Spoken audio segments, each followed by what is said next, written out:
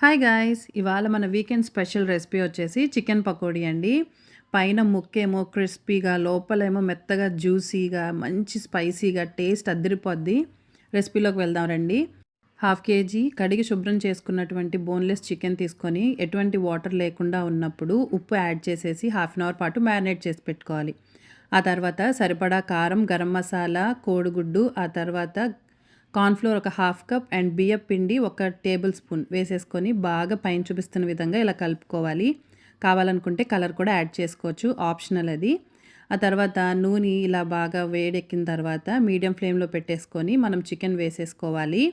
2 వైపులా చక్కగా వేగిన తర్వాత తీసి పక్కన పెట్టుకోవాలి.